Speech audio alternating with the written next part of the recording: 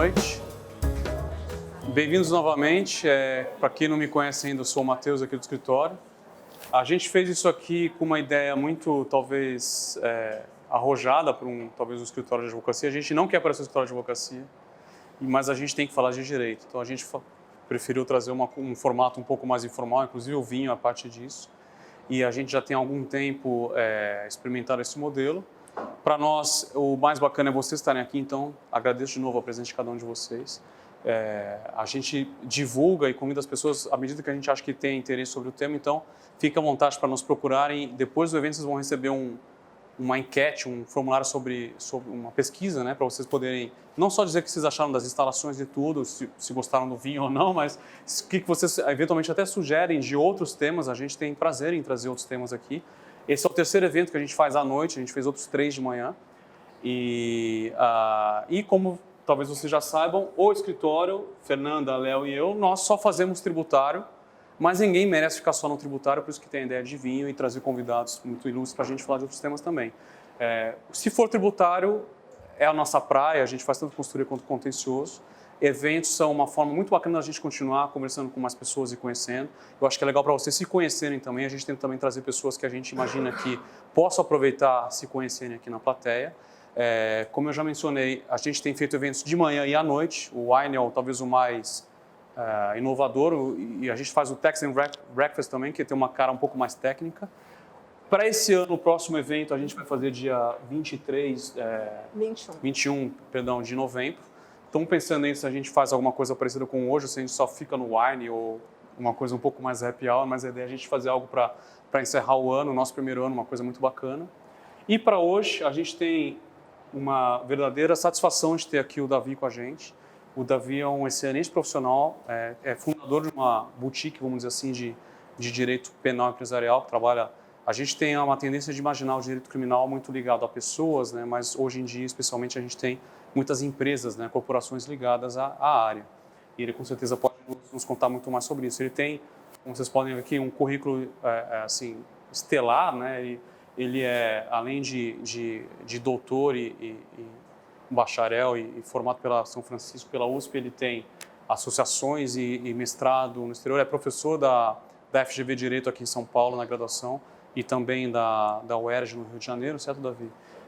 Atende grandes corporações multinacionais que vocês vão pensar, mas o que isso tem a ver com o direito criminal? Vocês vão ver que tem muito a ver.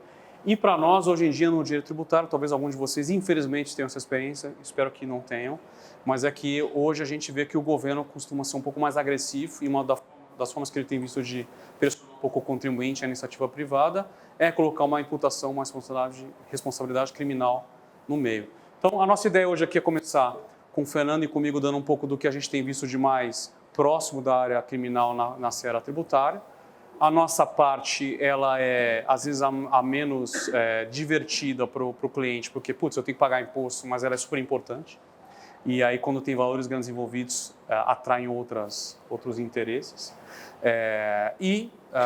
Sintam-se à vontade para qualquer momento interromper a gente. A gente fez uma agenda aqui que conta com o tempo para a gente ter perguntas no final, mas a gente quer dar para vocês um sabor do que tem acontecido de mais importante.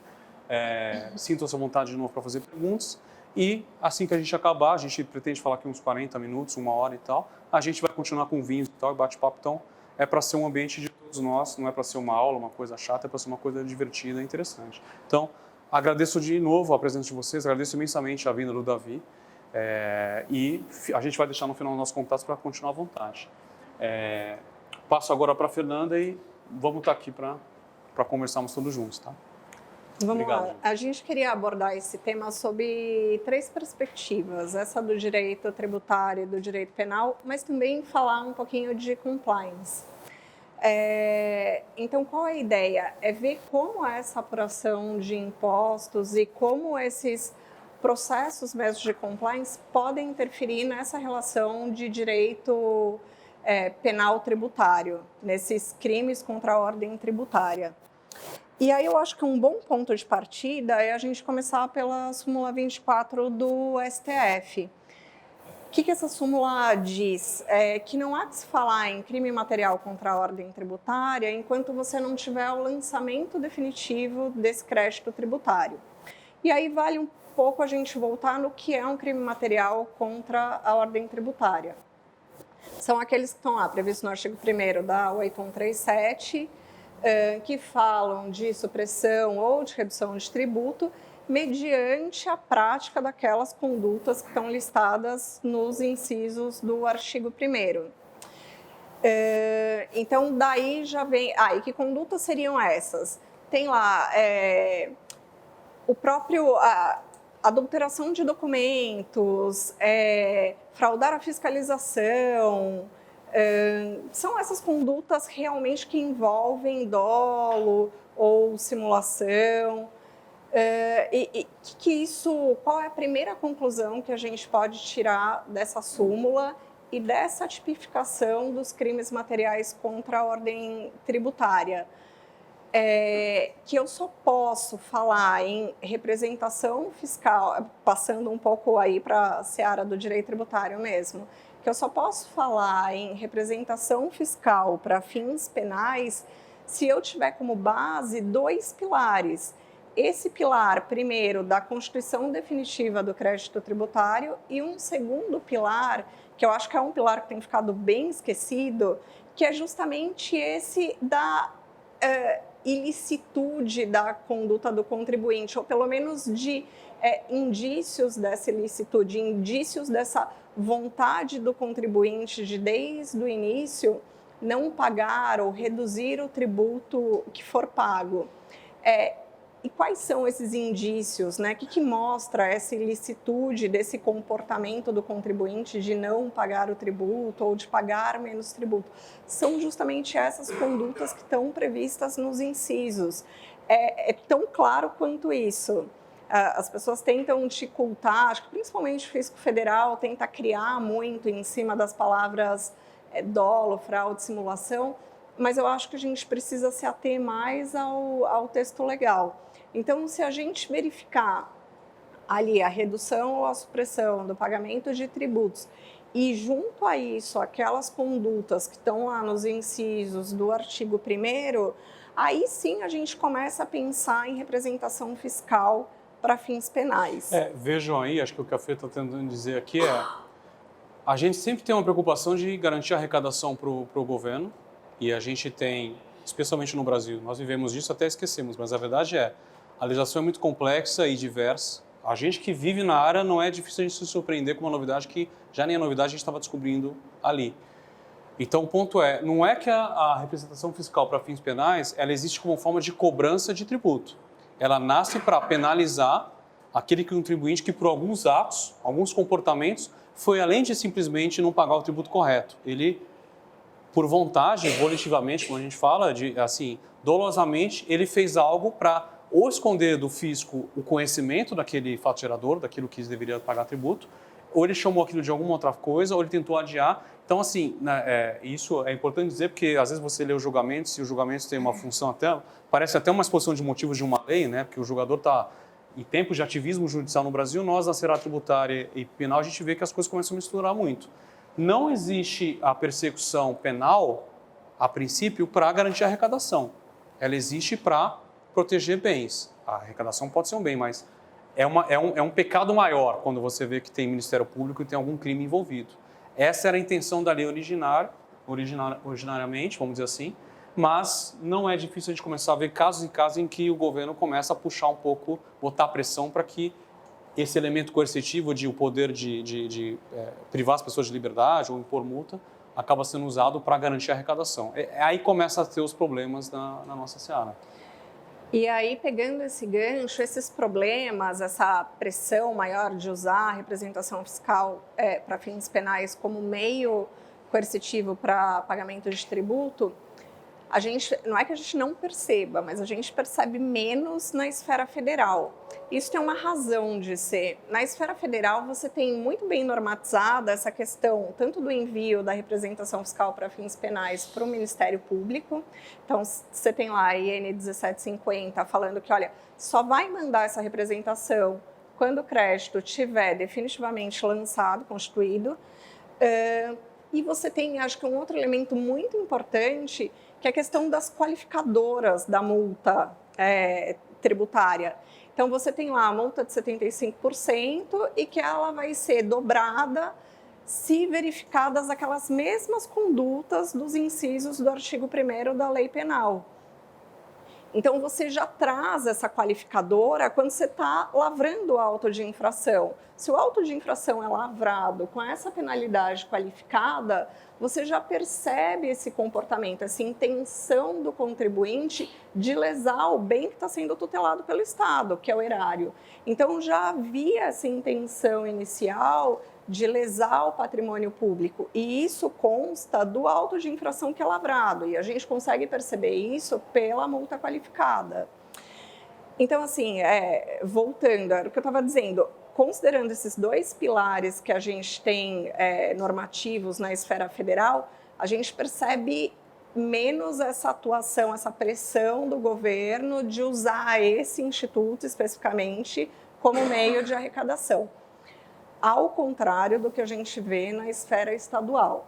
Na esfera estadual, a gente tem dois problemas. Um primeiro, que a portaria CAT 5 de 2000, aqui de São Paulo, ela já prevê que, lavrado o auto de infração, o agente fiscal já tem que remeter a representação fiscal para o MP.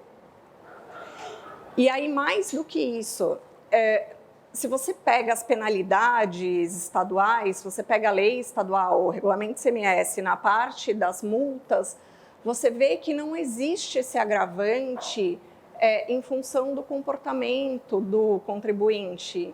Então, assim, a multa não é agravada se você verificar dolo, fraude ou simulação, como a gente vê na esfera federal. Então, você tem uma obrigação do agente fiscal de lavrar um auto de infração, onde, via de regra, não vai estar ali reportado ou relatado como se deu a prática daquela infração tributária.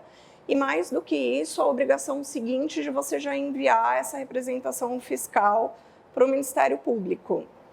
E aí tem algumas exceções que eu acho que vale a pena a gente comentar, porque também trazem para a gente algumas ideias que eu acho que são legais de ficarem na cabeça para fins de defesa mesmo.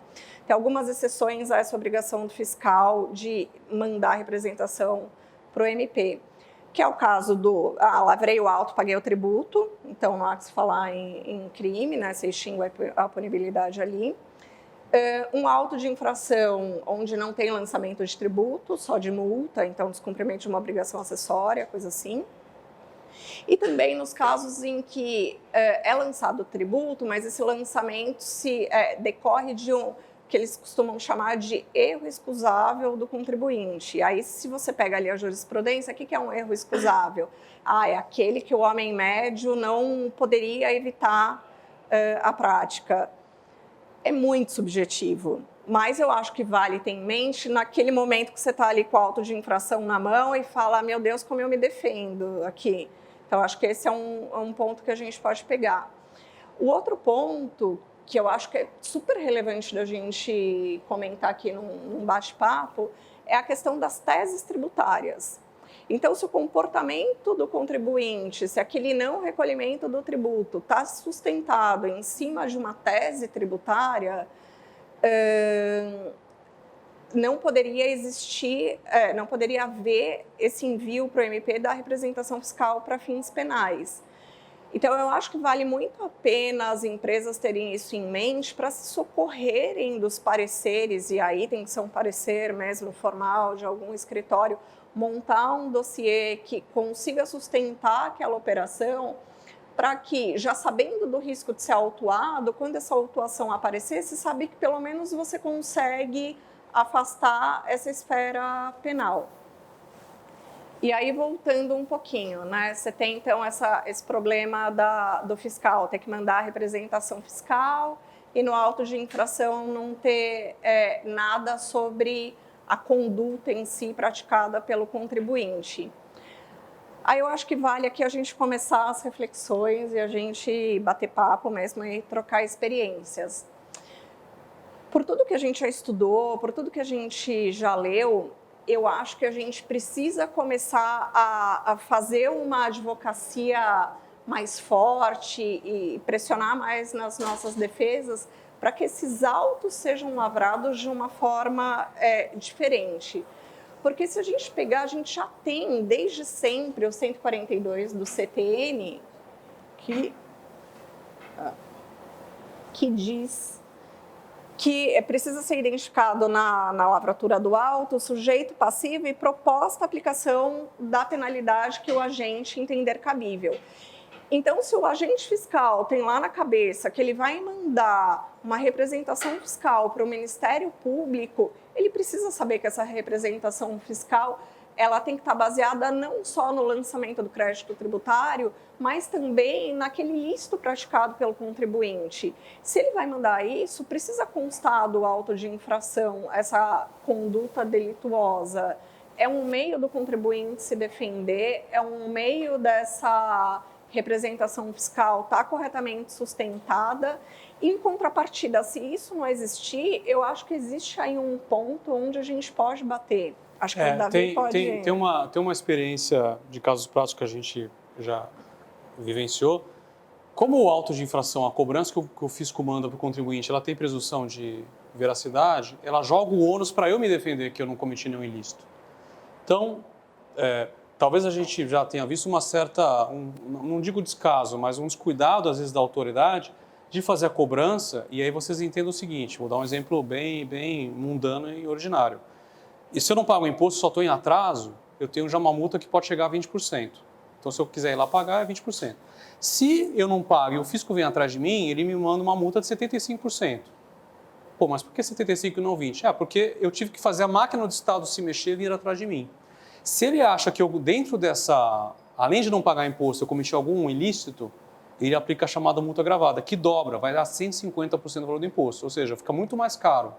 E ainda tem uma terceira hipótese, que é uma multa que vai chegar a 225, se além de não ter pago e ter fraudado ou ter cometido algum ilícito, eu ainda tentar atender mal a fiscalização, cometer algum tipo de conduta ainda mais pesada. Ou seja, vocês veem uma gradação aí entre só estar em atraso, fazer algo com fraude, e com fraude, mesmo depois de ser pego, ainda tentar dificultar.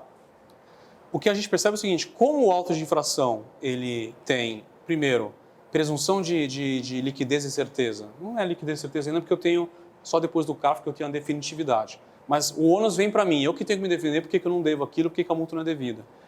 E como a gente, especialmente, aí tem algo que nesse governo atualmente tem uma visão um pouco mais liberal e tem se tentado colocar um pouco mais de responsabilidade, talvez, nos servidores. Como o servidor, se ele me multa em 150% e se depois eu consigo reverter, e o próprio tribunal diz, olha, esse auto caiu de maduro, ele está muito mal fundamentado, mas o fato de condenarem e dizerem que o auto estava mal lançado, ou seja, a cobrança estava muito mal feita, não muda nada no dia a dia do fiscal. Ele continua lançando.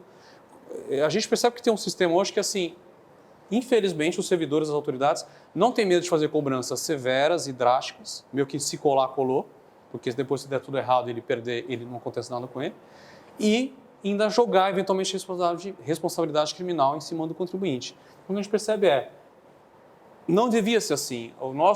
A nossa Bíblia, aí, vamos dizer assim, o CTN, o Código Tributário, ele manda o fiscal fazer aquilo de forma bem coerente e fundamentada.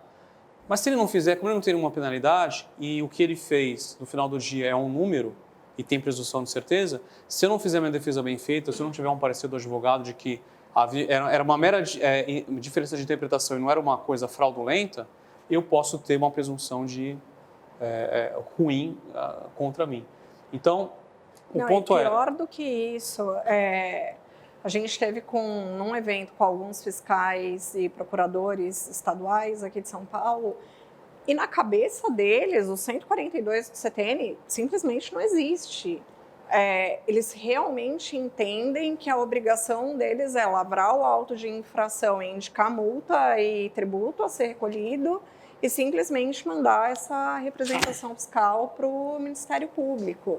Então, aqui a gente está debatendo, e acho que vale o debate, mas realmente essa displicência, vera displicência acontece. A minha vontade é a gente ir logo para o Davi para a gente falar da vida bacana da advocacia criminal, porque o ponto é o seguinte, nós temos eventualmente clientes que são acusados de serem grandes sonegadores. Aí você vai ver o que acontece na vida real, tem uma coletiva de imprensa com 12 fiscais mais 12 procuradores colocando o nome do cliente, da empresa, na lista suja e querendo mostrar. Quando começa a aparecer o que aconteceu de verdade, aí somem os servidores, os procuradores envolvidos. Assim, eu digo isso com muito cuidado para não condenar os servidores em geral, porque eu tenho colegas, enfim, eu sei que tem muito lá, muitos bons profissionais lá, mas a verdade é, o sistema não funciona para punir ou para evitar que isso aconteça. Existe até quase um incentivo para que o lado humano do servidor que está imputando uma responsabilidade acabe tendo mais visibilidade. E estamos aí em tempos de vaza-jato para ver como as coisas funcionam, né? E muito menos responsabilização depois. Então, trocando em termos práticos, o que isso significa para os contribuintes, para as empresas, para os negócios que vocês assessoram, que vocês conduzem? Realmente tentar ter o que a Fernanda chamou aqui, usando a expressão tradicional no direito, de a prudência do homem médio e tentar ter fundamentos para dizer, olha, eu nunca vão poder dizer que eu realmente não cometi ou atuei com base em interpretações e não com algo que possam chamar de fraude. Porque a gente percebe uma sanha, né, uma vontade muito forte de perseguição criminal, eventualmente para mera arrecadação. E os fiscais do lado nosso aqui tributário sabem que é muito diferente você mandar uma cobrança com uma representação criminal do que você mandar só uma cobrança. A gente vai daqui a pouco entrar no julgamento do STJ sobre criminalização da mera inadimplência, e se aquilo for levado a ferro e fogo, todos os empresários do Brasil têm um risco de serem depois chamados de criminosos. Então, a gente chegou nesse nível. Por incrível que pareça, a legislação não permitiria, mas na prática a gente está um pouco distante disso. É por isso que, antes da gente chegar nesse ponto, eu estou batendo tanto nessa tecla de que os autos de infração, que são a origem de tudo, precisam estar melhor embasados pelos agentes fiscais se a intenção é realmente a de mandar uma representação fiscal para fins penais, porque depois a gente vai ver o reflexo disso lá na frente, aí o Davi vai poder falar melhor. Então, assim, como que você quer falar sobre a prática de um crime, efetivamente, se você não consegue sequer provar que a minha intenção era lesar aquele bem que está sendo tutelado pela lei penal? É crítico, assim, eu acho que realmente a gente precisa repensar essa origem. E aí os fiscais, de novo, eu estou me atendo aqui à esfera estadual porque é a menos regulada com relação a essa questão tributária, penal que a gente está aqui comentando. Então, por que os fiscais fingem que o 142 não existe? Será que eles vão continuar fingindo que também o 18 da lei complementar dos conformes não existe? Porque o que ela diz? O que é o ônus conformes? Né? É o famoso programa de regularidade dos contribuintes, que vai ranquear os contribuintes, e, com base nesse ranking, conceder ali alguns benefícios fiscais, né? Vamos chamar assim. E esses benefícios fiscais vão ser retirados na medida em que forem lavrados autos de infração, e aí vamos ler o que está aqui na lei, aonde se constate a conduta dolosa, a ocorrência de fraude ou a prática de simulação pelo contribuinte. Se a própria legislação dos conformes está falando que o auto de infração vai ser lavrado nesses termos, por que é que eles não o estão sendo desde ontem, né? Desde sempre? Na verdade, a comprovação, porque também não basta só você alegar, você tem que comprovar que a conduta do contribuinte foi praticada nesses termos. Então, subentende-se que desde sempre os agentes fiscais estavam obrigados a tanto, e simplesmente fecha-se os olhos para isso e finge-se que essa obrigação nunca existiu. Então, acho que a legislação dos conformes, e aí a gente pode fazer um próximo line só para falar dela, ela traz para a gente mais esse elemento de dosimetria, sim, da penalidade tributária também na esfera estadual e não só na esfera federal. Talvez, me permitindo aqui fazer um parênteses, isso é muito novo para quem já atua um tempo na área. Pela primeira vez, a gente não tem só uma legislação nua e crua que aplica para todo mundo, mas o Estado começa a dar um rating para os contribuintes. Então, você é um contribuinte que paga em dia, está tudo bem, não tem autos de infração com simulação, etc. e tal, você tem um rating AAA, sei lá, aí você vai ter direito a benefícios, etc. você é o chamado devedor contumaz que faz do não pagamento de impostos uma estratégia de negócio, aí você vai ter um tratamento pior. Isso acho que é uma evolução, eu acredito de verdade, porque, de fato, pela isonomia da Constituição, é tratar os iguais igualmente e os desiguais na medida da desigualdade. Mas se você pegar a legislação tributária antiga, né, ela dizia das obrigações e tal, e não tinha necessariamente uma tentativa de você ter um diálogo, ou ter uma negociação, ou ter até uma classificação de contribuintes. Está havendo do lado do Estado uma percepção que, olha, eu preciso também investir em eficiência. Eu tenho recursos limitados de estrutura e de pessoal, então eu preciso saber com quem eu devo me preocupar mais, com quem eu devo me preocupar menos. E, naturalmente, os eventos passados não são garantia de que no futuro vai dar tudo certo, mas se esse contribuinte no passado só me deu problema, então põe um asterisco em cima dele, eu vou olhar ele de forma diferente. Isso começou há um tempo atrás com as delegacias dos grandes contribuintes, que às vezes a gente, no contencioso, pegava petição na procuradoria e vinha no cabeçalho divisão de grandes devedores. Você, peraí, uma coisa é de grande devedor, outra coisa é de grande contribuinte. É só porque você acha que eu estou devendo, você é devedor. Um juiz que pega uma petição e vem em cima do endereçamento grandes devedores, já vai ter uma outra análise. Ele nunca ouviu falar da empresa, não conhece, enfim. Então, está havendo uma evolução. Aqui em São Paulo, enfim, os usos conformes é um produto, ou enfim, uma regulamentação nova, mas a gente começa a perceber que o legislador já acordou para, não, eu não posso tratar todo mundo de forma igual, porque a mesma régua não vai caber todo mundo da mesma forma. O que a Fernanda está destacando mesmo com esse novo cenário, isso não descarta que desde sempre já deveria ter havido esse cuidado, que a gente infelizmente não viu muitas vezes. Então, os negócios têm que se preocupar em estar realmente compliant, como é a expressão. Diga lá, Luiz. Pode, fica à vontade. A ideia é essa, inclusive. Por favor. Nessa classificação, nessa árvore de risco que a Receita, essa questão feita sobre contribuintes, existe de forma completamente aberta um critério de classificação? Mais ou menos. A gente teve... Esse é um grande problema. Para você ter uma ideia, se eu processo muito, se eu contesto muito as autuações do fisco e ele me classifica de uma maneira pior do que eu contesto, a legislação tenta dar essa premissa. Olha, tudo bem, o auto de infração em si, a princípio, não é a dívida constituída. O que tem presunção de liquidez e certeza, inclusive, já é objeto de execução e não de processo de conhecimento, é uma CDA que já passou pelo processo de conhecimento. Então, a legislação tenta contornar isso, mas, na verdade, é o seguinte, a gente participa de alguns grupos com tributaristas, escritórios e grandes empresas, e quando saiu os ratings dos conformes, está todo mundo meio que comparando, que nota você ganhou, que nota... E a verdade foi exceção que conseguiu ficar no topo ali. Mesmo as empresas que tinham uma equipe interna muito assim dedicada, talentosa e cuidadosa, percebeu que às vezes por um critério objetivo muito injusto, caiu um degrau ali no rating. Então o ponto é, na teoria... Cair um degrau no rating significa assim... Você deixar de ter um tratamento, você ter um tratamento, aliás, muito desvantajoso com quem tem lá o AAA. Então, às vezes, você não consegue cumprir com um único requisito, uma coisa muito boba, e a tua desvantagem é muito desproporcional. Então, acho que essa vai ser um balanço que Aconteceu coisa parecida quando a legislação tributária tentou, por exemplo, dizer qual era o grau de risco para fins de acidente de trabalho e questões previdenciárias dos estabelecimentos. Então, as empresas falaram o seguinte, olha, vou dividir vocês entre grau baixo, médio e alto. Então, vou pegar pelo seu KNAI, qual que é a sua atividade? Eu sou uma indústria de transformação? Tá. Então, entre as indústrias de transformação, existe as que são mais perigosas e as menos perigosas.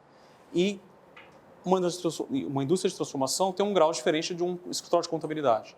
Então, os contribuintes sabiam que eles iam pagar mais ou menos imposto de acordo com quanto eles geravam de acidente de trabalho e de custo para o Estado. Até aí a ideia é ótima, mas na prática a gente percebeu que assim, a conta não era pública. E aqui a ideia também é muito boa, mas a conta, embora tenha os critérios, quando ela veio, ela decepcionou muita gente. Porque poucas empresas puderam se dizer que, olha, eu tenho o selo de bom contribuinte, porque eu não fiquei no rating médio. A verdade é que o governo fez de uma forma com que ele, tudo bem, ainda talvez seja um pouco, não balão de ensaio, mas ainda um período inicial da legislação, que é muito recente, mas ela é muito severa e eventualmente injusta. E todos nós aqui sabemos, estamos cansados de ver, se a gente fosse falar disso, a gente ficava a semana inteira aqui falando de quantas vezes a gente foi injustiçado por uma cobrança do Estado brasileiro. o critério às vezes é mal colocado, a aplicação é torta, tudo isso que a gente falou antes, né? Quem está aplicando não tem também muito o que perder se tenta, se faz um julgamento equivocado. Então, o ponto é, respondendo a sua pergunta, é público até a página 2, depois entram outras questões que, ainda que públicas, têm um pouco de severidade, vamos dizer assim, na aplicação. E aí eu quis enfatizar muito nesse começo da apresentação.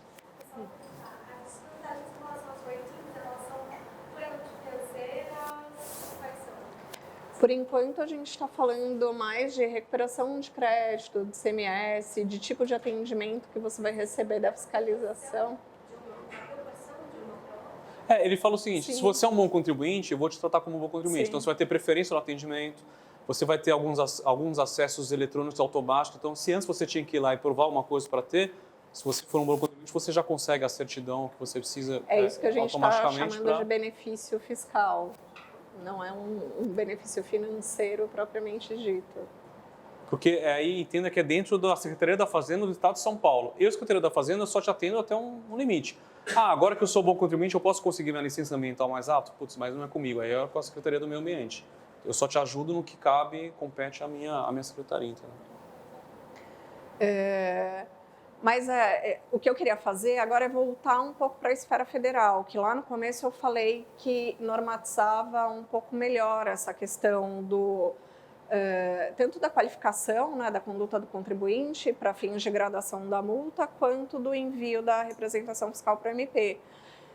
Mesmo você atuando num ambiente mais normatizado, principalmente nos casos de planejamento, a gente vê que o fisco tenta desconstituir aqueles planejamentos alegando, surpresa, né, pontos de interrogação, nos autos de infração, que os contribuintes agiram com dolo, fraude e simulação, sem explicar o que seriam essas 3 palavras, essas 3 coisas, e muito menos se dando ao trabalho de prová-la.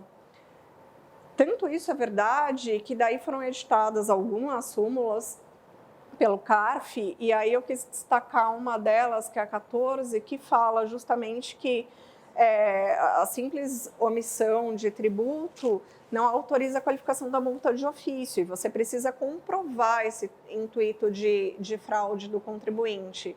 Então, você tem esse alento aí, além da 14, tem a 34 e a 25, que são nesse mesmo sentido. Então, assim, é um alento na esfera federal, mas eu acho que na estadual a gente ainda está muito distante desse cenário. Aqui tentando traduzir uma questão prática, a omissão de receita é o seguinte, o fisco descobre que eu tive uma receita que eu não declarei. O que ele fazia, o fisco? Ele dizia, olha, você fez isso porque você não queria pagar imposto, logo você voluntariamente ou teve a intenção realmente de não pagar imposto, né, que você esqueceu, e aí isso já me enseja a cobrar aquela multa mais pesada. Aí o CARF, o Corente, vem e fala assim, não, peraí, pode ser que o contribuinte tenha feito isso para evitar que o fisco soubesse da receita e não cobrar imposto, mas eu não posso assumir que ele sempre teve isso, eu não posso presumir que toda vez que tiver um esquecimento ou a ausência de receita, quer dizer que houve um crime, porque vejam que a diferença é brutal, né? É como a gente, há 3 anos atrás, falava do pessoal que queria entrar na anistia de bens do exterior. Havia, de fato, pessoas que, evidentemente, estavam escondendo crimes e escondendo patrimônio no exterior, e havia aquelas pessoas que no passado trabalharam ou tiveram medo do Brasil, da crise dos anos 80, e deixaram dinheiro lá fora e depois se perceberam num beco sem saída. Porque se eu declarasse que eu devia, eu sempre podia ser acusado de sonegação, de evasão de divisas, e não tinha muita solução aquilo. Então, é um cuidado que pode parecer um pouco detalhe, mas é super importante, não é porque, e o CARF fez bem aqui no nosso julgamento, não é porque existe omissão que já existe a intenção do contribuinte de sonegar ou de esconder do fisco. Você pode até, você fiscal, ir lá e provar que também isso existe, mas eu não vou partir da premissa que isso é verdade. Na esfera federal, andou bem esse tema. Então, eu acho que assim, os pontos que a gente queria enfatizar sobre a perspectiva do direito tributário puro eram basicamente esses. E aí a gente queria também tratar do tema numa segunda perspectiva, que é a de compliance. E aí, quando a gente começa a falar de compliance, a gente tem compliance tributário mais forte aqui no Brasil a partir da edição da Lei de Responsabilidade Fiscal. Então, você tem lá a edição da Lei de Responsabilidade Fiscal, já nesse ambiente de regulação da conduta do contribuinte para fins de qualificação da penalidade tributária e também da penalidade criminal propriamente dita. Foi nesse ambiente em que os departamentos de compliance fiscal foram se estruturando aqui no Brasil. Dentro desse ambiente, onde já se previa esse quase rating, né? Ainda não era rating porque não existiam os programas de conformidade propriamente dito, mas já existia essa diferenciação do contribuinte devedor ali eventual e do contribuinte devedor contumaz. E aí as companhias foram percebendo que, além do impacto financeiro, no não recolhimento do tributo, você ainda tinha um impacto reputacional. Então, em cima disso, foram se construindo esses departamentos. Os departamentos, por sua vez, foram construindo as políticas de compliance, então os processos de compliance para apuração e para recolhimento dos tributos. E com base nisso, a gente foi percebendo, ou está percebendo, uma mudança cultural e filosófica aqui no Brasil. E por que a gente fala de mudança cultural? Porque a cultura até então brasileira era a cultura do non-compliance. Então, as companhias, via de regra, achavam injusto ou simplesmente resolviam pelo não pagamento de tributo. Com base em quê? Com base na ineficiência do Estado brasileiro. Então, o Estado é caro e ineficiente, então é injusto eu recolher esse caminhão de tributos. E aí você entrava num círculo vicioso. Eu não recolho tributo, o Estado deixa de arrecadar, por conta da não arrecadação, o Estado é ineficiente, aí o Estado ineficiente me gera esse sentimento de injustiça e a gente volta. Então, a gente tem percebido essa mudança cultural. Acho que não dá para falar que todas as companhias são super boazinhas e que estão super preocupadas com a mudança cultural. Acho que tem aí, que eu já coloquei, uma questão financeira e tem uma questão reputacional que hoje está refletida justamente nesses ratings dos programas de conformidade que a gente, cuja implementação a gente vem assistindo. Então, hoje eu tenho um estímulo para esses departamentos existirem.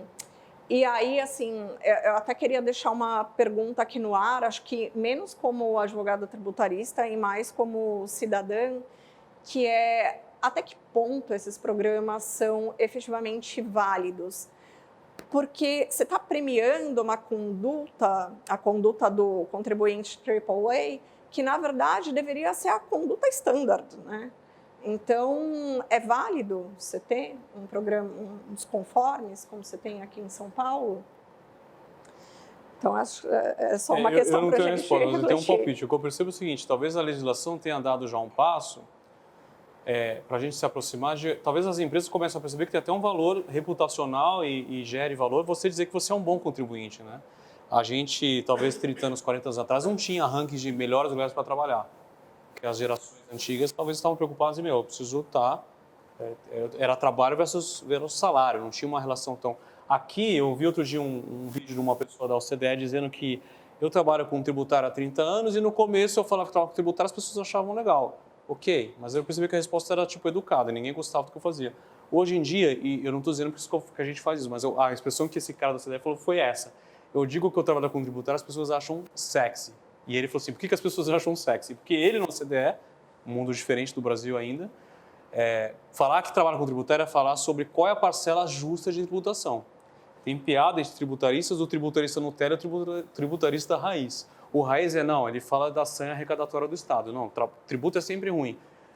Os mais novos já começam a pensar o seguinte, qual é a parcela justa de tributo que eu tenho que pagar? Tem um caso super famoso da Starbucks, que foi para o Reino Unido, E aí ficou muito público e chegou a ser algo vexatório, muito ruim para a imagem da Starbucks no Reino Unido, que ela pagava muito pouco imposto por quanto ela gerava de negócios lá.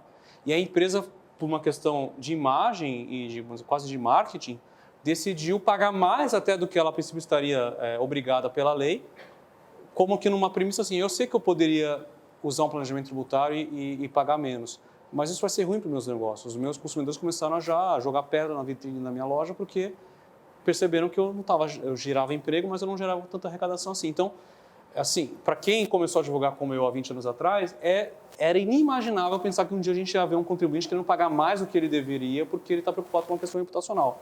Agora a gente vê nos conformes e fica pensando o seguinte, será que daqui a 10 anos alguém vai ter orgulho de botar no currículo que eu trabalho numa empresa que é o AAA como contribuinte?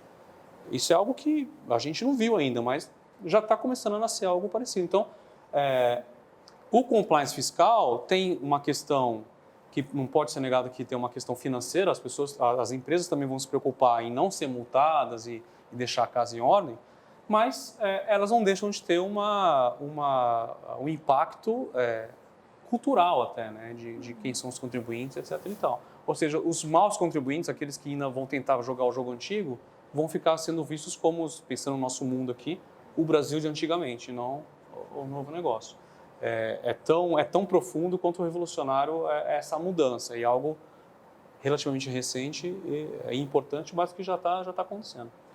E eu acho que toda essa mudança, tanto com relação aos departamentos de compliance fiscal, quanto aos próprios programas de conformidade, que eu acho que são duas coisas que estão bastante atreladas, vem também das diretrizes da OCDE. Quando a gente fala, principalmente aqui no nosso meio tributário, né, quando a gente fala em entrada do pleito do Brasil para entrar na OCDE, a gente já pensa nas problemáticas de tributário internacional. Então, a gente pensa em TP, a gente pensa em acordos e tal.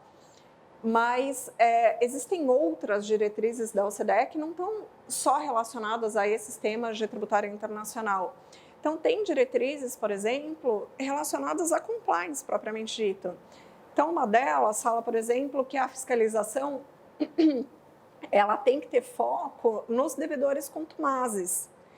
Porque, por via reflexa, os outros contribuintes vão ter o cuidado de ter regulares as suas obrigações fiscais.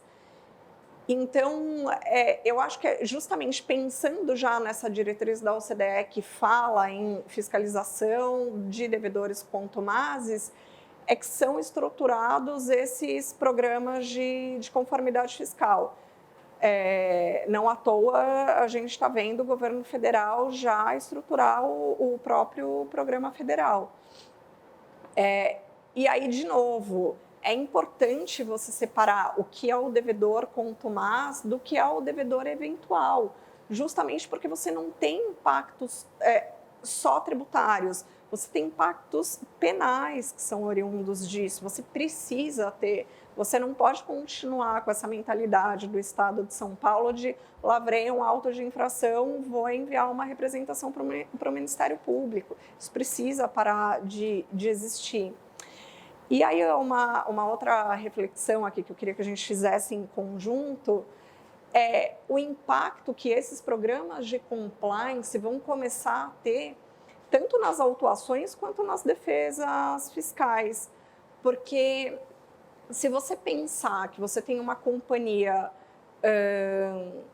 que deixou de pagar ou reduziu um tributo e que você tem aqui a ponta da pessoa jurídica, você tem a outra ponta da pessoa física, que é lá o gestor ou o administrador por trás dessa decisão, e no meio dos dois você tem um programa de compliance, e aí entenda-se, quando a gente está falando de departamentos de compliance, de programas de compliance, a gente está falando daqueles programas sérios. Então, são os departamentos de compliance que têm autonomia, que têm independência, são os programas que realmente determinam regras de apuração e de recolhimento de tributo e que zelam por isso, justamente para zelar. É quase como se esse departamento estivesse acima da entidade pessoa jurídica, porque você zela por aquela imagem, você zela pela continuidade daquela pessoa jurídica.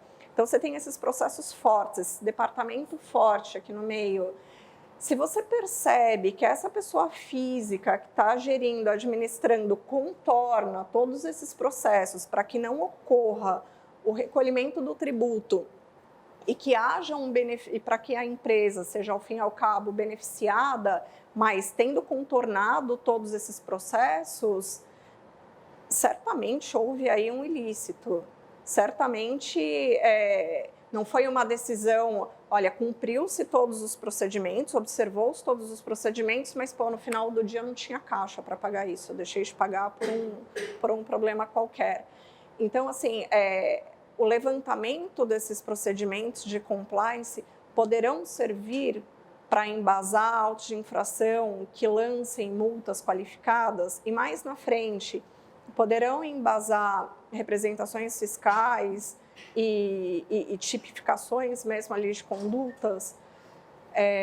Eu acredito que sim, eu acho que eu acho que a gente segue cada vez mais forte nessa direção, o compliance fiscal está cada vez mais forte, acho que a entrada do Brasil na OCDE vai exacerbar isso ainda mais.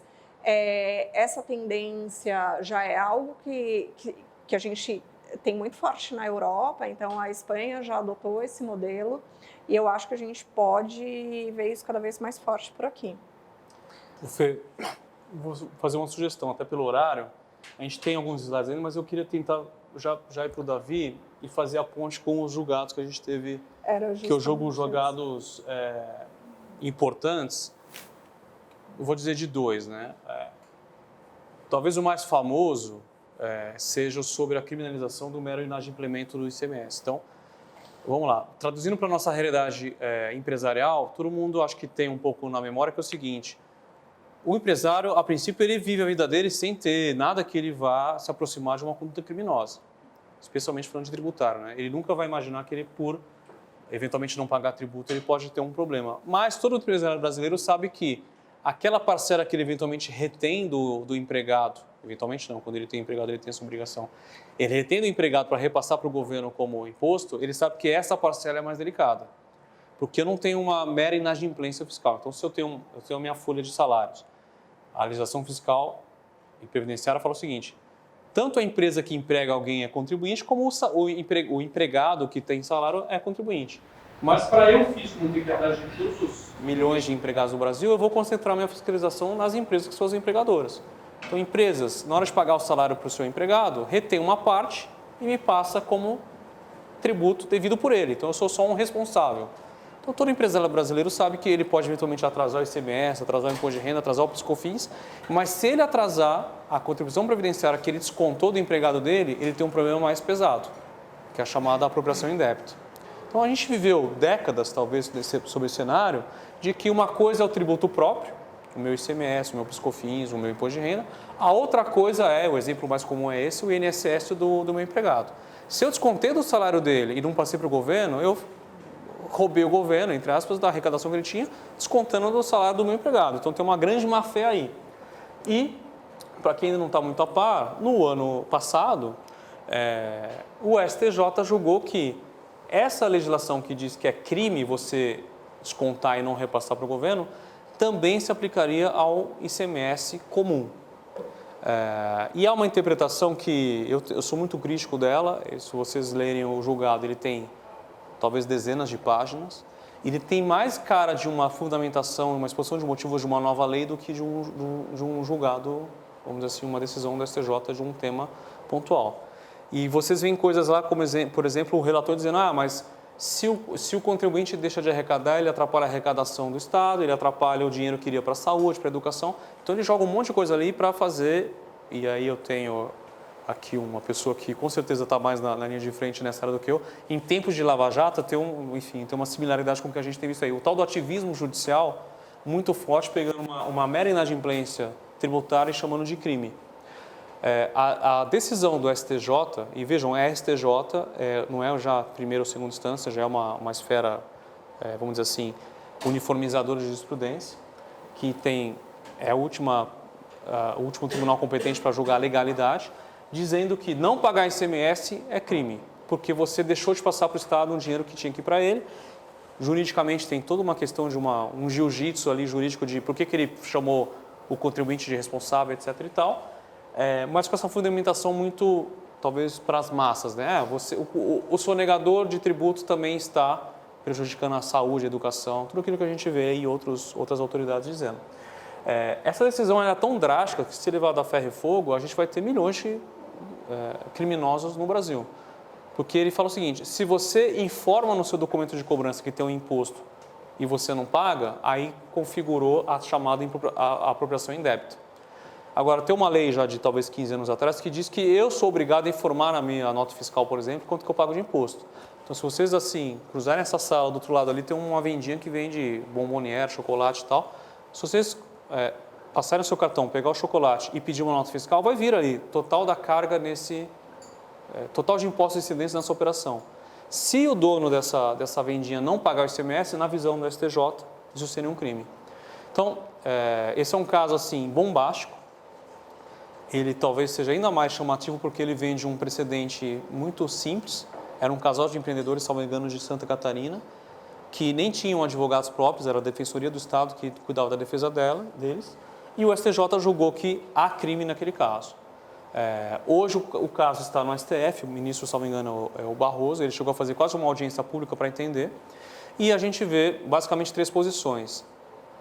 As procuradorias do Estado e quem está responsável por arrecadar imposto querendo levar realmente esse julgado adiante, para botar um peso, uma espada muito pesada na cabeça dos contribuintes e olha, se você parar de pagar imposto, você vai ser criminalmente perseguido. E uma coisa é você receber uma auto de infração em nome da empresa, outra coisa é você receber na sua casa, como sócio ou responsável pela empresa, uma intimação de um processo criminal. É um outro peso, né? Uma outra medida.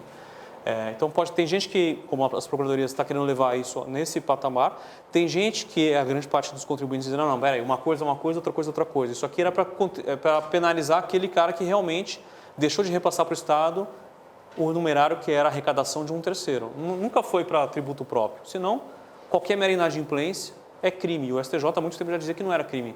Não era nem motivo para você desconsiderar a personalidade jurídica ou criar qualquer outro tipo de empecilho. E surgiu uma visão intermediária para tentar pegar os contribuintes com rating muito baixo, chamados devedores contumazes, e dizer, não, tudo bem, não é crime, mas se for esse tipo de contribuinte que é o cara meio venenoso, um cara que você percebe que não é que ele deixou de pagar por uma dificuldade financeira, ele faz da inadimplência fiscal uma estratégia de negócio, esse cara devia ser criminoso. A gente tem o processo, salvo engano, já liberado para a pauta pelo Barroso. Hoje o Toffoli, presidente da STF, deve trazer. E esse com certeza vai ser um caso que, talvez, pelo sim ou pelo não, tendo ou não tendo julgado, vai ser uma daquelas coisas que a gente há um tempo atrás não via. A gente vai ligar o Jornal Nacional e vai ter uma notícia sobre como o Supremo apreciou esse caso. Ele é tão urgente quanto isso. Nós aqui, eventualmente, deixamos de declarar uma renda de aluguel no nosso imposto de renda.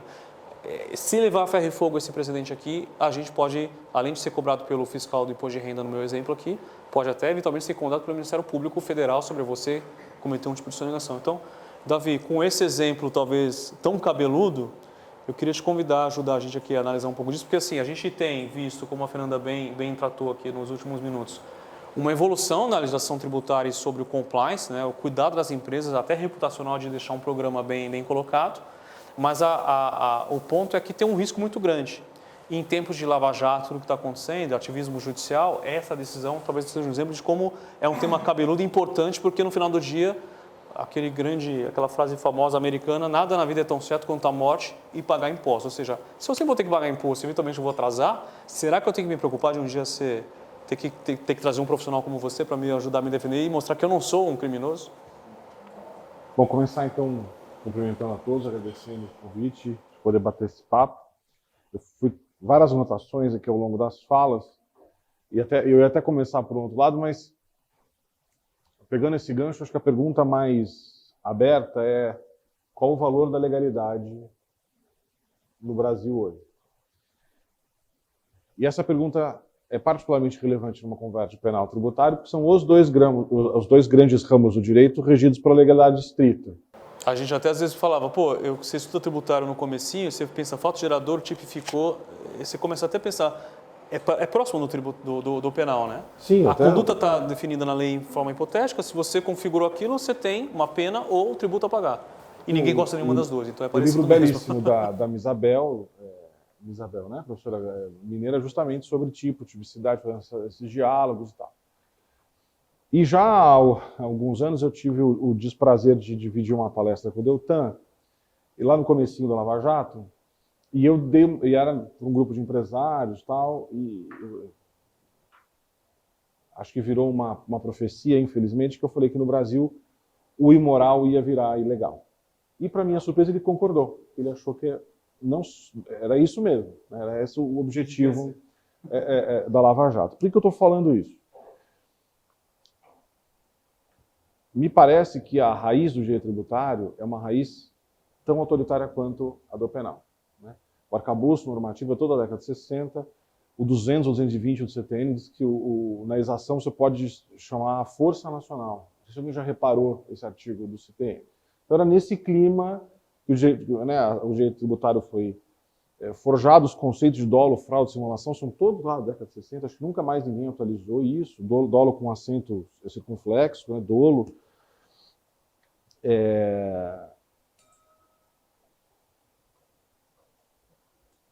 E a gente vem vivendo, no estado punitivo como um todo, o penal é a face mais evidente disso, mas o administrativo sancionador vai atrás de que, em nome do combate, aí you name it, corrupção, sonegação, né? Falar de legalidade é mimimi, direito de defesa é mimimi. Né? É para sonegador, É para sonegador, é para bandido, é pra corrupto. Está com pena, leva para casa, coisas desse jaez. E eu até uso um pouco essa coisa de informalidade, mas isso vai impregnando a cabeça dos tomadores de decisão mesmo. Né? Talvez o precedente mais eloquente tenha sido lá no Mensalão, com a invocação da teoria do domínio do fato, que não tenho prova, mas eu preciso condenar o Zé Dirceu. Eu não tenho nenhum apreço para o Zé Dirceu. Eventualmente ele foi condenado com provas em outros episódios. Mas naquele, eu não tenho prova, vou pegar uma teoria alemã qualquer, porque eu preciso punir o sujeito. Aí o próprio autor da teoria deu uma entrevista dizendo: não foi isso que eu escrevi. Né? Não me vincula a essa situação. Mas isso não dá manchete, né? Isso só saiu no Conjur. Né? Mas isso vai se repetindo.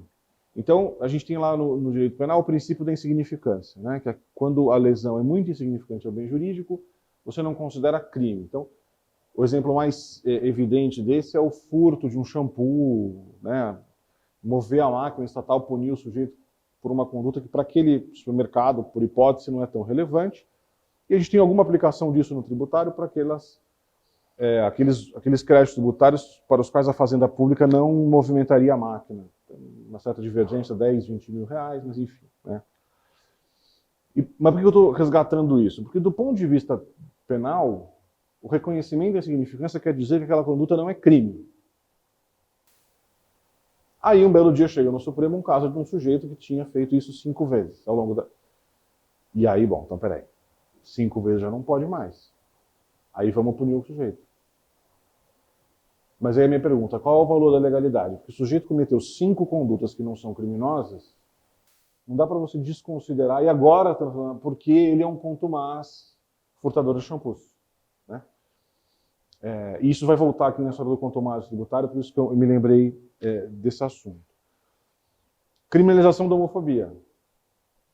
Realmente não tem nenhum sentido nos crimes de ódio que a gente tem no Brasil, raça, cor, etnia, religião, faltava a orientação sexual. Mas não é o Supremo que tem que criar isso. O Supremo não pode criar tipo penal, é um princípio básico da separação de poder. E, bom, isso para não falar no Barroso, que criou a regra de que tem que pagar, nos crimes contra a administração pública, tem que pagar, reparar o dano para progredir de regime. Por quê? Porque o cara cometeu um crime contra a administração pública. Mas cadê a lei? Mas não tem lei. Mas ele cria isso.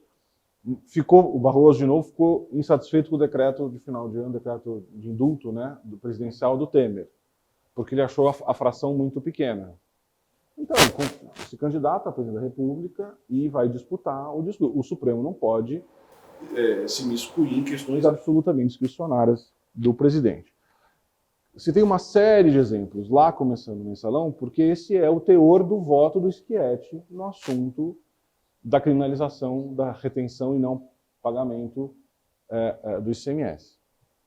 O Schietti é um excelente ministro, na média, mas ele é um confesso implicado com os crimes tributários, porque ele acha uma grande mamata o sujeito poder pagar e extinguir a punibilidade. Que, inclusive, tem um julgado que fala que, mesmo que já transitou o julgado, Tem eu posso ser sonegador, ser condenado, transitou o julgado, eu estou na cadeia, consegui dinheiro, eu paguei, eu estou perdoado. E aí tem essa toada. Não, mas se então você vai ser, sem poder ser perdoado, eu vou poder sempre se perseguir, então. Depois, quem tiver, eu trouxe o livrinho aqui para dar de presente para quem tiver interesse, tem julgados que não escondem, inclusive do Supremo, dizendo que a intenção do direito penal tributário é arrecadar, e que quando a arrecadação está satisfeita, então extingue a punibilidade.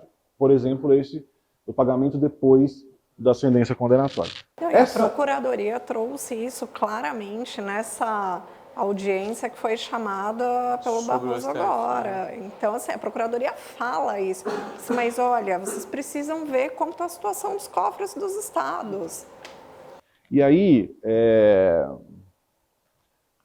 o Schietti tem razão quando o Instituto da Extinção da Punibilidade é tão alargado. Realmente não era para ser liberou geral, eu concordo com ele, né? Mas o que ele fez no caso do ICMS? No caso do... Mas desculpa, a lógica ali não era eu reparei o dano que eu cometi quando eu deixei de arrecadar? É algo que os tributaristas falam de boca aberta. Olha, tudo bem, mas se eu deixei de pagar e o que a lei criminal tenta proteger é a arrecadação do Estado, e depois eu vou lá e recomponho aquilo com multa e juros, etc., e eu desfiz o dano, não é que eu desfiz o ilícito, mas o efeito prático é por que eu vou condenar e perseguir uma pessoa que já... eu acho que... então, vamos granularizar um pouquinho. A pena normalmente tem dois efeitos, que é parar o dano e ser deterrente para terceiros. Ou seja, essa parte, se você paga, tchau, benção, depois da condenação e participa da coisa, não é nada deterrente para os terceiros. Eu começaria até um passo antes, que existe um tratamento absolutamente diferenciado para os crimes econômicos e os crimes comuns. O jeito que furtar o celular e devolver vai continuar respondendo por furto. Vai reduzir pena, etc. e tal, mas é um certo presente que serve essa lógica. Que a extinção é uma forma específica para os crimes tributários. O congênere do crime comum, que é tomar o celular e devolver, não gera extinção da punibilidade. O sujeito continua respondendo por furto. Né? Então você já tem um problema de largada de isonomia aí, que é um pouco complicado. Mas dois,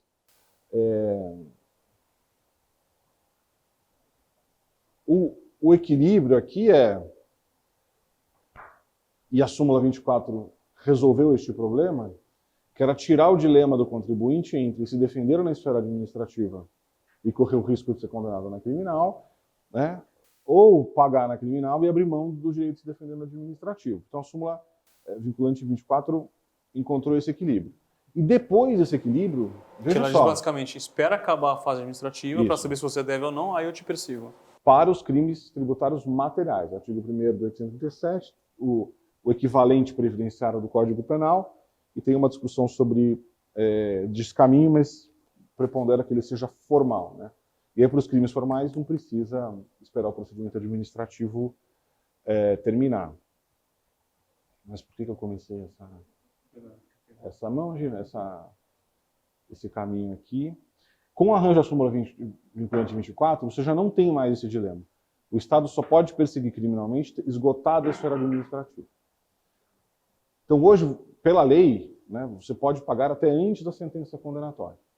Então, me parece que o Estado deu muitas oportunidades para o sujeito, lá no final da instrução, se ele achar que ele vai perder porque ele não conseguiu, por 1000 motivos, provar a correção da sua tomada de decisão, né, que ela não é criminosa, o sujeito paga e extingue. Deixar ele pagar depois da sentença condenatória é um grande estímulo a falar, não, beleza, me processa, tal, se eu for condenado, aí você também movimenta a máquina pública, um monte, tal, para decisão unilateral que pode extinguir a punibilidade.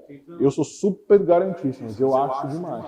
Tentando traduzir para uma realidade empresarial, se eu faço algo que os meus assessores jurídicos falam que, olha, tem uma divergência de interpretação, ninguém nunca fez isso, não tem caso, a gente pode fazer um planejamento tributário agressivo, mas existe o risco de alguém dizer depois que isso configura algum tipo de crime. Ele vai ter a chance de se defender no CARF até, e depois de constituído, aí começaria, além da cobrança da execução fiscal, do crédito tributário, começaria um processo criminal de imputação de crime mesmo, e aí ele teria até a sentença, ou depois da instrução, a chance de dizer, putz, se eu acho realmente que agora não dá para dizer que era só uma interpretação, mas que realmente é crime, aí ele teria... Ou seja, ele tem anos na prática de Por isso que eu acho, tempo para refletir sobre a evolução do tempo. por isso que eu acho que deixar para depois da sentença. Fora que a lei fala em extinção da pretensão punitiva, né? Em tese, depois da sentença, você já começa a ter um juízo de pretensão de execução da pena. Também tem um pouco da semântica aqui que é relevante. No meio do caminho estaria a discussão das garantias e tal, da suspensão, mas isso é um outro capítulo. Mas voltando para o ICMS, é uma pergunta de legalidade, né? Os dois tipos que a gente tem de apropriação, tem uma apropriação indébita dita tributária do artigo 2º, né? E a apropriação indébita previdenciária do 68A do Código Penal, a lógica é sempre do substituto tributário. Então eu recolhi um tributo que não é meu, né? E eu deixo de repassar. Veja que aqui não está em discussão a lesão ao erário. É deslealdade com a terceira parte privada. Exatamente. Tanto assim que isso é um crime formal, não depende de lançamento, e a pena é menor, como costuma ser. Os crimes formais têm pena menor do que os crimes materiais, porque ele tem uma antecipação, né? Justamente você prescinde do resultado. Traduzindo para a realidade empresarial, você violou a lealdade que tinha o seu empregado com você quando você reteve do salário dele aquilo, e não é que você, porque não repassou para o Estado, é porque você embolsou do bolso dele, vamos dizer assim. Isso, mas ele não é considerado um delito patrimonial, ele é um delito de quebra de dever. Você tinha o dever de repassar, não repassou, então você... Ou seja, depois você repassa, você pode ser processado.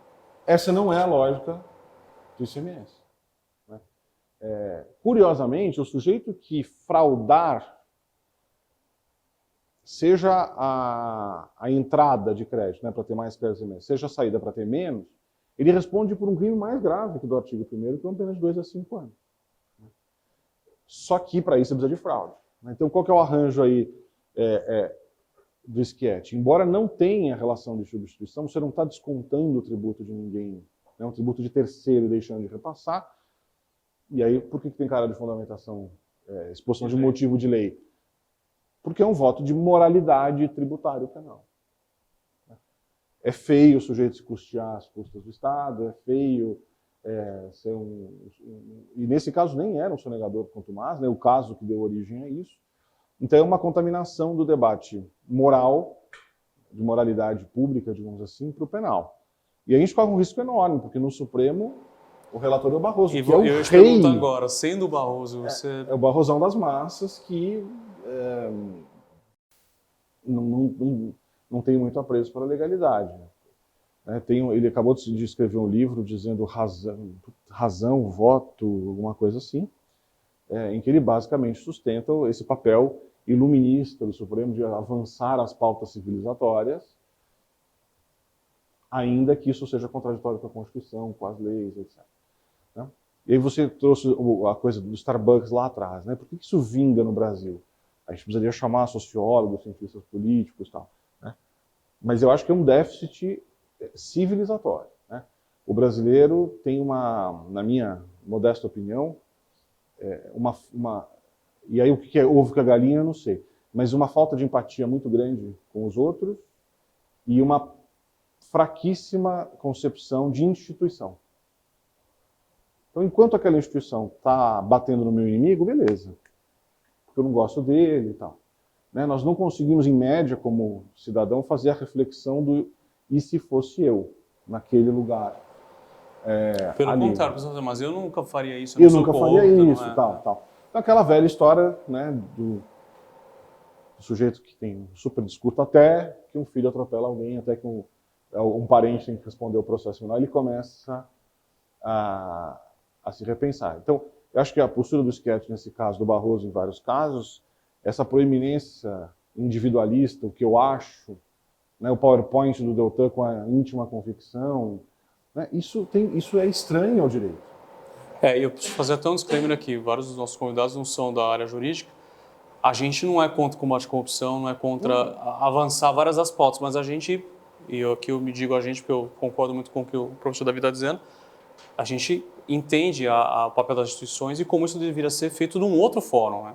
Pela vontade da população, não pela vontade de um ministro, de um julgado, que depois soa muito bem numa manchete, mas até que você vá aplicar para outras. Até porque o pano de fundo é idêntico. O Deltan, quando diz eu tenho íntima convicção, ele está dizendo a mesma coisa do fiscal que não está nem aí para fundamentar o dolo. Estou convencido de que você... Estou intimamente convencido de que isso aqui era uma fraude para não pagar tributo. E isso vai se multiplicando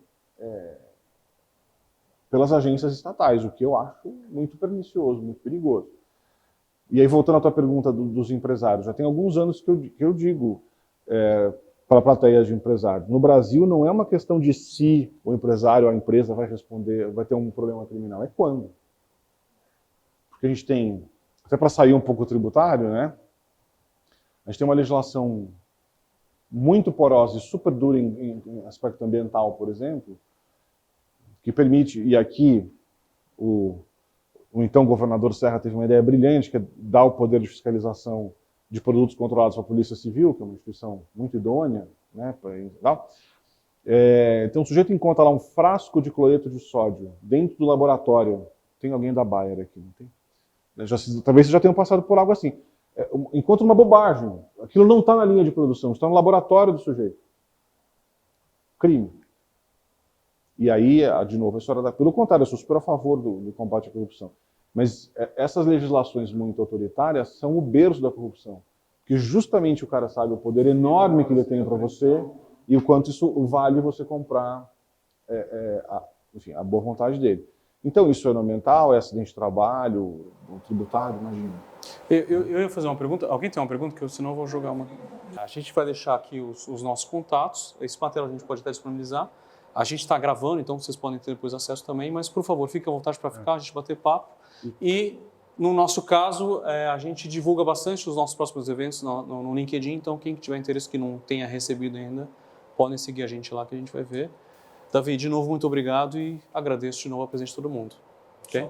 Duas palavras finais, né? Quem tomou vinho e for parado na blitz, não sopra o bafômetro. Se der mais de 0,3, não tem defesa possível, é crime. E parte das conversas que a gente teve sobre o súmula vinculante 4, tá no livrinho, tem alguns aqui, quem quiser só. Muito obrigado. Obrigada. Obrigado, gente.